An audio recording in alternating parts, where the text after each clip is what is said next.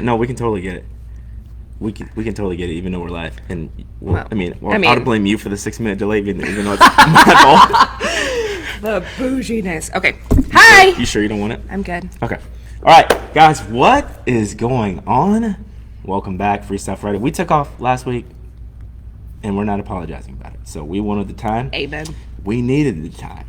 So I am super excited for our guest today. It's the CEO of the Evolution Collective, Miss Tamika Taylor. And I'm your host, Sam Kadima. And so we're going to go through and we're going to talk we talk a lot about fitness, we talk a lot about nutrition, but we don't really talk about the things that are going to actually enhance all of those. And so we're going to talk about mindset, achieving goals, and how to more so accomplish those things, and kind of on a, what would you say, like on a continual pursuit. Would that be right? Yeah. Yeah, okay. That's perfect. So I'm going to let you kind of take over, introduce yourself, etc. Okay, yeah. Like Kadima said, my name is Tamika Taylor. I am the CEO and lead success consultant at the Evolution Collective, which is a company that I started to create exceptional human beings. I have a master's degree in leadership and used to work in education, worked in corporate, and I found one of the most common things between college students, people working in corporate, adults, is that everyone remains lost, right? Like, we aren't really taught how to connect with ourselves. We are often taught who we should be. We are taught what we should do, and how, like what we should be good at. We should work on our weaknesses, not our strengths, all of these different things. And so I was very uncomfortable with that. And I was really uncomfortable with that because I was working a corporate job, and that corporate job was killing me. But I had to provide for my family. And I realized like everyone there was so upset. Well, it turns out I was good at that job, but it wasn't what I'm good at. So I took everything that I used to teach, everything that I used to be a part of in education, and I started using it on adults. What I have found is that when you can connect with your highest strengths, with your emotional competency, when you can connect with your mind, you can actually, I don't like to use the word control because it's so strong, but you can truly control anything. Just like with working out, you can do all of the hard workouts. It's your mind that stops you first, not your body.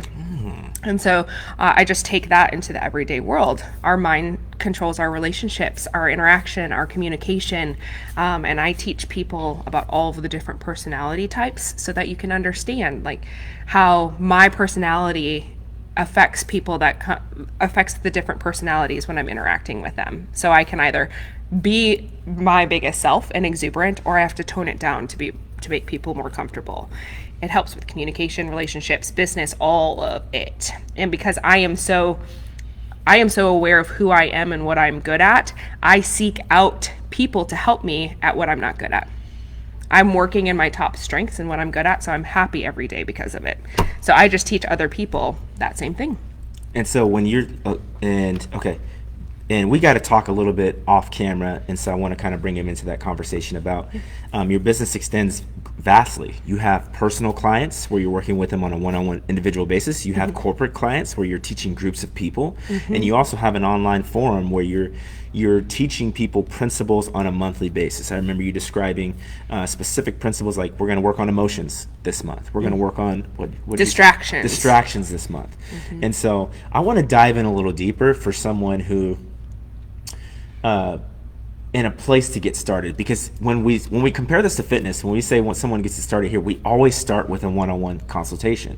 This allows us to assess, one, what are they really after, right? Like what's their true.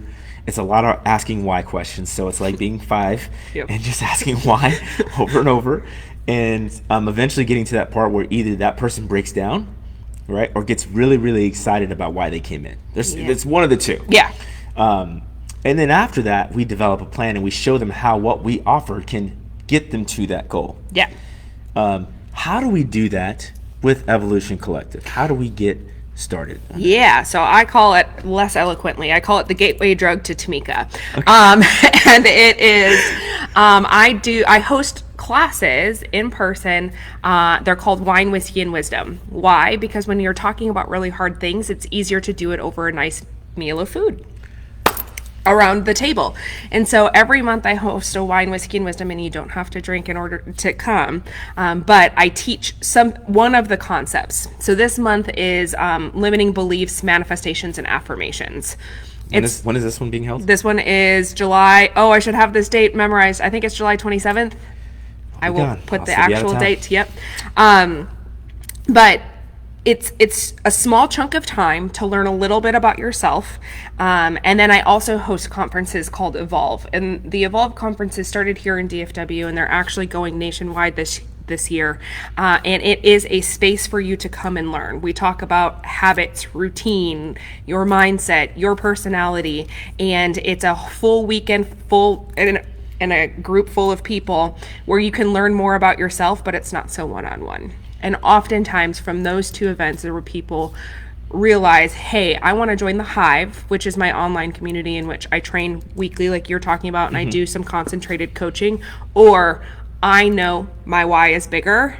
I need to dive into more work with me, and I go into the one-on-one. So that's kind of the career path in my space, because just like working out, admitting that you don't talk so nice to yourself, or that you are truly the reason why you're falling behind, not anybody else. I know. Like having to have that come to Jesus conversation with yourself is hard. And so it's easier to do it in a group of people who are also doing it. Or around a really good meal of food. So we eat the meal of food. We're discovering processes. We're discovering things about ourselves, and I would imagine it's probably comfortable enough that you can have these discussions and these conversations. Are you asking people? I would imagine that it's very interactive, so that people are being asked questions. Yeah. Are you lecturing? Are you lecturing? I am lecturing, and I do ask for participation, but it is not expected. In some of my conferences, it is expected. I do ask questions, but if nobody answers, nobody answers. I don't ever pressure somebody to answer an uncomfortable question in front of a group of people. What I have found, though, is that the ones that do stand up and answer the question have the biggest revelations. They also aid in the revelations of other people, too. I would say, is the word that you say is vulnerability. So being vulnerable in that situation and admitting your faults. Yeah, your faults, your fears, your etc. Yep. And I think Brene Brown talks about vulnerability a lot, right? Being a superpower. Brene Brown and I are going to be best friends at some point. I've put it out into the universe. And so the universe always provides for me. I don't know when it's going to happen, but at some point I'm going to lecture on the same stage as her. And she is like, when I heard or read the first book by her, The Gift of Imperfection, I was like, oh, because I was raised in a home with a drill instructor. Like, you had to be perfect, right? And so the gift of my imperfections, I was like, well, that's rude. You're wrong. Yeah, false. But now that's all I do. Shame, blame, guilt, and vulnerability are my jam, because we don't talk about it. We were raised by parents who didn't talk about it, who were raised by parents who didn't talk about it, who were raised by parents who didn't talk about it. Now we have, I hate to say it, but it is the luxury to be able to talk about it. I mean, it's true, right? I mean, it's true. We're in a time in history where the things are the easiest they've ever been. Yes. Literally. We were just talking about shopping on Amazon. But I was like, I ain't got time to go to the store. I'm going to buy these shorts, see if they fit. If they don't, I'm going back to Whole Foods, pick up some fruit while I'm there. Drop it off, and Amazon will bring me a new size tomorrow. Exactly. Yeah. So it's, we have the luxury to be able to do this. And what all of my mentors and the people that I study say is, it's a great responsibility to work on yourself. But if you change you change 7 generations forward. Yes. And you change 7 generations back. You release the generational guilt, blame, shame, all of that by being a vulnerable person and working on yourself, which is why it is such a huge heart song for me. And my goal over my career is to change 1 million lives. Now, does that mean I'm going to touch exactly 1 million lives? No. But if I change a mom, I change her family. and their families and their family. Yes. I change a dad, or even business owners, right? Yes. Because as a business owner, we have the responsibility of all the people that work for us. So if I Absolutely. change you, I change your team and their families and moving forward. So it's a huge responsibility to be vulnerable, but it is one of the most, it's uncomfortable. But when you can work through it, it's one of the most freeing things you can do. So how do you go, like, going in vulnerability is very, very deep. One of the things that I like to think about, because I'm passionate about this, because I know that it's going to carry into everything. I always have this saying, and I know it's not my saying, I've heard tons of other business professionals say, but how you do anything is how you do everything. Amen. And so I'm super, super passionate about that. And when it comes to, like, there's a piece of trash on the floor, there are sometimes, I'm just going to admit how crazy I am. Love it. Okay. I am out, and I can see 3 or 4 pieces of trash, and there's a trash can right there. Now, I definitely didn't put that trash there, but we're there. I see it. I can't do not anything about it. I have to pick it up and put it in the trash. I'm at the gym, not my own, but I do this at my own, but if I'm at another gym and I see somebody misplace the piece of equipment, I have to put it back. Or they don't wipe off their piece of equipment. I've got to wipe it down. I don't know why this is, but I don't ignore it anymore. I used to be like, well, that's going to make me look crazy, or that's going to make me look. Or I think one of the hardest things is admitting that you're hurt by what someone said, or by an action that someone did. Because in my mind, I go, I'm not showing weakness. I'm not showing that I'm hurt. Oh, no, you don't get to know. Out. Yeah. Ooh, being hurt. Hurt is such an interesting topic, and Brene Brown has this. If you watch her session on Netflix, it's called A Call to Something. It's just type in Brene Brown on Netflix. But she talks about the stories we tell ourselves in our heads. And sometimes our hurt is a story we're telling ourselves in our head. And when we don't open up and we don't have those conversations, we allow ourselves to hurt, and the other person doesn't know that they did it. Yeah. Or thing, or like experience, or we don't, like, the thing that we have, the number one thing, vulnerability, hurtness, all of the emotions that we have, our parents, their parents, everything, they were closed. We didn't talk about it.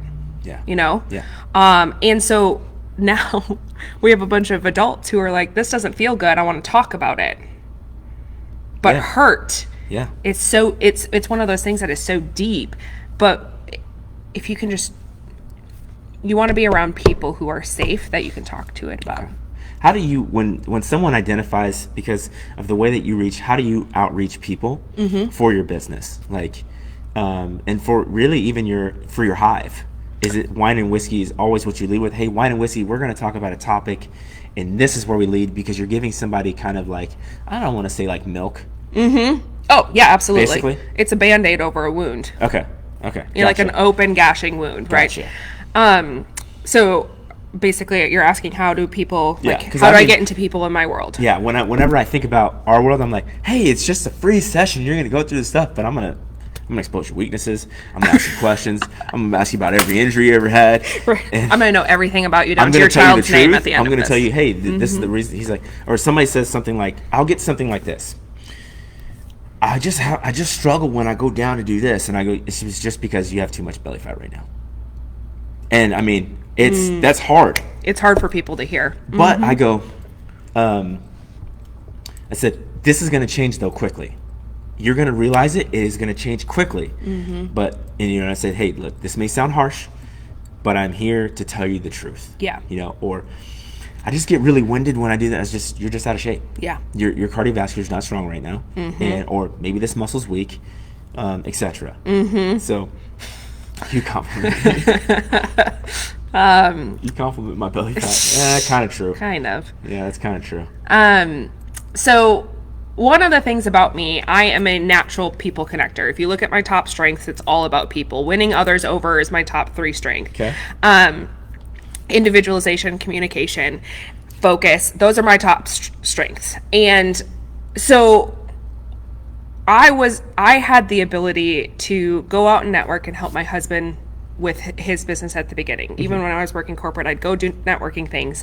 And when I started my business, I already had this huge network of people that I knew. So here in DFW, it's been great because it's been that word of mouth has been huge. Yes. For me, though, on top of that, I have expanded across the country, and it has just been with being blatantly honest. I am a very powerful personality type, which I have always known. But I like to bring humor into really hard conversations. And so one of the things that you will know to be true if you decide to follow me, if you follow me already, is that I kind of just say whatever is on my mind. You do. And it's really funny, actually. Like, I like the one of the last ones that I saw was you're talking about, oh my gosh, you're dressing up so nice all these days. You're wearing these dresses. And you're like, that's because this is the most legal way that I can be naked in public. Because it's too hot to wear clothes. Yeah. I was like, I mean, she's got a point. This is very accurate. Right. I say things that are accurate and true, but I say it funnily. And even if it's harsh to people, they're like, oh. And one of the things about me, it's kind of like what you see is what you get. I don't really sugarcoat a lot of things, including a lot of my family trauma, which is very shocking to people. But because I do that, I'm comfortable.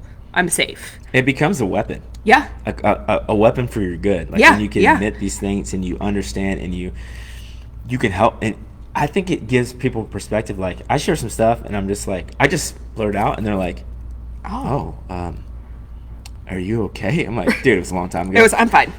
I'm good. I'm fine. But I felt like I was supposed to say something about it. Yeah. So. And that part of that too is that, I fully believe the more I open my mouth, the more I give other people permission to do the same. Yes. A lot of our internal things are happening because it's just spinning around in our head, right? Like inside of our mind, we have us, we have our id, we have our ego, we have our super ego, and they are all being influenced by our subconscious. And so when we keep things inside, we create stories and hurt ourselves over and over and over and over again. So I just talk. Like I talk. I have a blog now. We have a podcast launching. I wrote a book that's launching later this year. And all in the sense to just say whatever I am thinking and feeling in order to give hopes to people that they can do the same. And because I train on some of the same things that I had to work through myself, that's what brings people in. So, okay. Yeah. Did you watch The Last Dance? Oh, yes. Okay. Oh, it was so good. So, you're talking about making stories up in your head. Yeah. Okay. Well, they have that part where Michael Jordan fabricates this story that never happened, right? He fabricates this story about, which was a motivator for him to go out and score a whole bunch of points and etc. Yeah. Is that a sense when you would say that telling yourself stories is a good idea, or is that just is it a thing where you're always going to tell yourself stories, but you have to control which stories that you're going to allow to be there and which stories you're not? Yes. Okay, so that's a really good question. Because I try to use these chips on my shoulder like a friend from a long time ago, who's no longer a friend, sent me a message that was really, really, it was bad. But I was like, I look back on it, I'm like, he said some accurate stuff there. And so I used that information to drive me forward.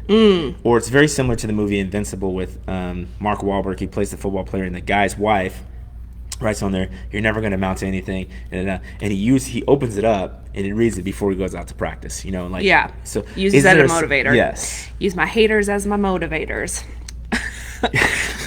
Okay, so that's a really loaded question. I don't like, especially for me. No, that's good. Okay. No, that's good. Well, it's not loaded. It's just there's multiple parts to that, right? Yes. I love when somebody's like, you can't do that. And I have a blog post coming out today about like the safe pessimist in your life, or the safe person who says something mean to you and it motivates you to do something. Like you would never be able to do that. You'll never amount to anything. You tell me I can't do something, I'm absolutely going to figure out a way to do it. If you tell Jimbo that you're better than him at something, he's going to find a way. Because I would never do that. He is super competitive. Yeah. Competition is his number one strength. He'll tell never do that. He'll tell everyone. Yeah, I would never do that because that would just create a fight. We're both Scorpios too, so it would just. That's the quickest way to burn down our house if I were to do that. No, so like we will have people say things to us that we use as motivation that's hurtful. Okay.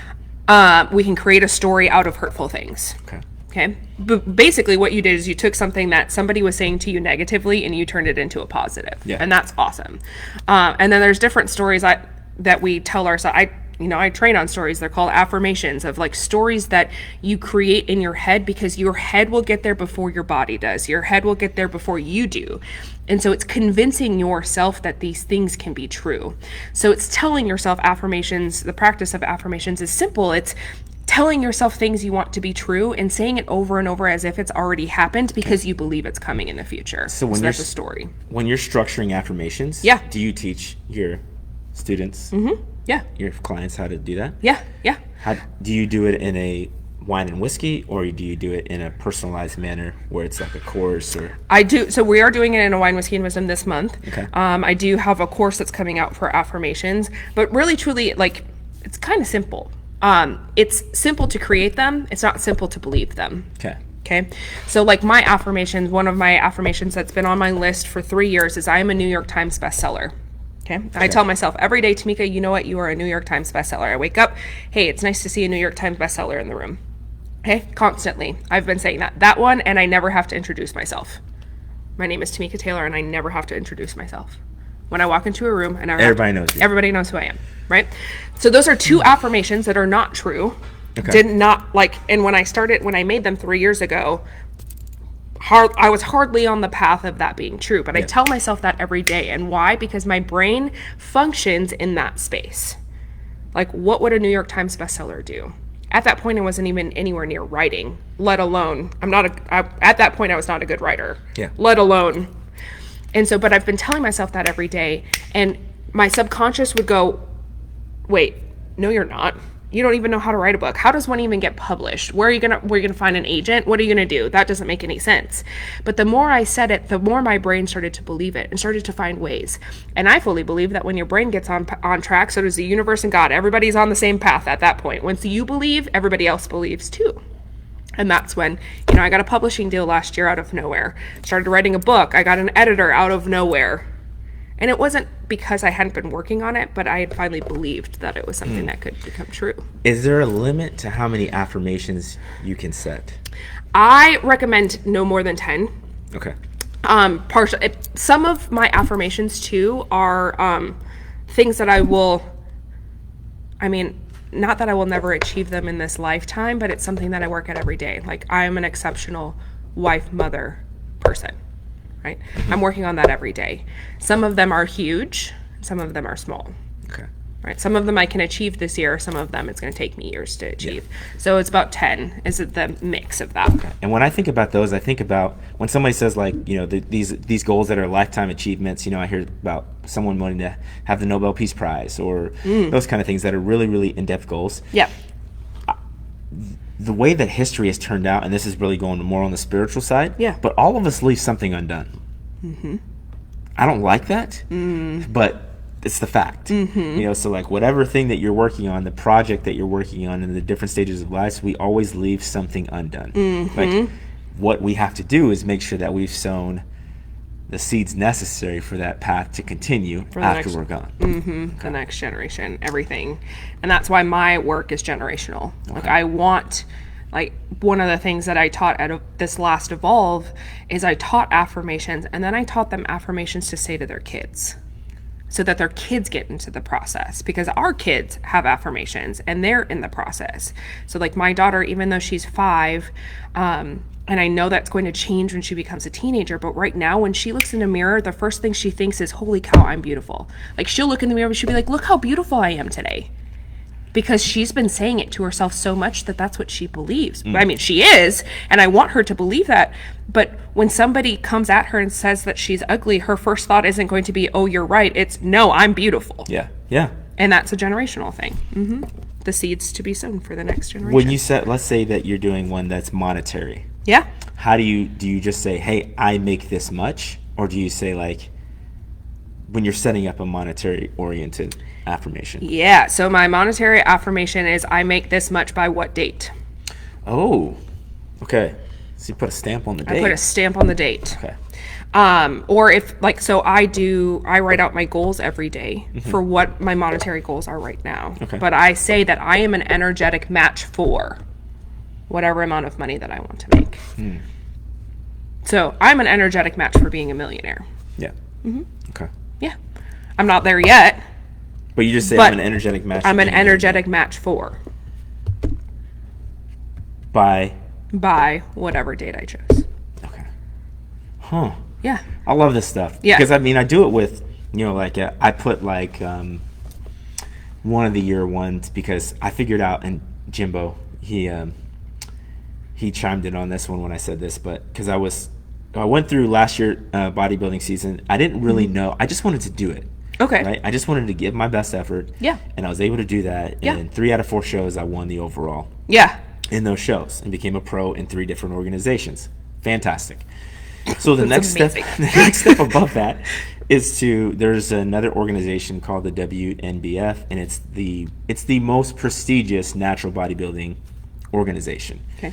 And so my goal next year is to compete and win that next year. And so to be, so I started saying I have not done my affirmations very well, and I've been talking about this for the last month. Like, you need to really get on your affirmations. Get back on it. Here it is. And- There's your sign. Yes. It's beat red. It will beat you in the face if you don't start to listen. It is neon. Yeah. And I'm the best bodybuilder in the world. Like, I am the best bodybuilder in the world. You know what I start to do? You know how you're talking about your subconscious talks to you? You're like, you're not the best bodybuilder in the world. You have to be an IFBB pro. You did. So do I need to chronicle and say I'm the best natural bodybuilder in the world? Or do I just... The more specific you are in your affirmations, better? the more likely it is to be true. Okay. All right. That solves that question for me because The I more was like... specific. Even if it's like, exactly what date the competition is, on this date, I'm going to be named the world's best bodybuilder for this category in this place. Okay. Because what affirmations do is, yes, they're great for like the superficial and like motivating you, but the deeper you can get on the details, the more your brain sees it. And if your brain can see it, if your brain can conceptualize a picture of it, will work with you to figure it out. Your subconscious has more weight because, they have heard all of the things you've said to yourself over the years, whether they're true or not. They've heard all of the things that you've said. But the subconscious has a really hard time fighting against pictures. Okay. That's why vision boards work. Gotcha. Yeah. So the more detailed you can get on it, because then you also are telling yourself exactly what you're working for. You're telling the universe, God, if you're spiritual, whatever it is that you follow, you're telling everybody on your team that that's what you're working for. Okay. Yeah. Little tricks, but it works. That is good Yeah. stuff right there. So we have your wine and whiskey's coming up. Yep. Wine, Whiskey, and Wisdom is coming up on July 27th, yep. Which is, what day is that? It's Tuesday? a Monday. Monday? It's always on a Monday from across the pond in Colleyville, just right here. Okay. Yep. Awesome. And make a reservation for that. How do we get a hold and get into... Yeah, so I'll drop Tamika's my Jam? links on this after I get back. But the tickets are online, and it's $75 a ticket. That includes your food, 2 drinks if you choose, and then all of the content inside of the class. Fantastic. And then we have Evolve is coming up. We're doing Evolve seminar series for the end of this year. We have August 11th, November 11th, and January 11th for the Evolves that are coming up, and those are 9 to 2. They're a quick, short blast of mindset, energy, getting you refocused, looking at your habits, looking at your routines, affirmations, limitations. We tackle it all, including personality stuff. So Enneagram, Strengths Finders, Myers-Briggs, and Love Languages, we tackle it all in one set. Yeah. Yep. How do we get in touch with you? So you can find me on all social media as the Tamika Taylor. So Facebook, Instagram. I'm not on Twitter. I have zero interest in tweeting. But and then Are you on TikTok? I am on TikTok as the Tamika Taylor. I don't do anything on Are you there. on Snap? No. I am on nothing but Instagram and Facebook. Facebook, I mean, I yeah. have a Twitter account. Again, I'm not interested in tweeting at all. And Not at all. And I'm not I just know that TikTok is a trap for Yeah. me. I know for sure that I'll just go. Oh, yeah, hours. Yeah. And then my website's evolutioncollective.co. So you can go there. You can find all information about me. It's actually getting a remodel right now. And then I will post a blog every week on there. So there's only 2 blogs on there right now. But the blog each week is going to be on different things. So like this week, you would not believe it, but the 5 most people that you hang around are who you are as well. And so this week's blog is on your life team, the most important people to have on your life team. Ooh, I like that. Yeah. I'm ready for that. So it's mindset work, it's you work, and the blog is going to be a little bit of everything. I love it. Yeah. Guys, I want to thank you so much for tuning in today. We're going to repost this. It'll also be uploaded on YouTube later this afternoon. If you have questions, please reach out. This is a gold mine of treasure. I learned a lot. I learned a lot from you today, and I greatly appreciate you coming on the show. Yeah, thank you for having me. Absolutely. It was great. So, guys, thank you so much. I'm Kadeem. I'm your host. This is the CEO of Evolution Collective, Tamika Taylor. And we thank you so much. We'll see you next week. Bye. Okay, we're still on Instagram Live, so I usually say like I'm hungry or something, and then we usually go to your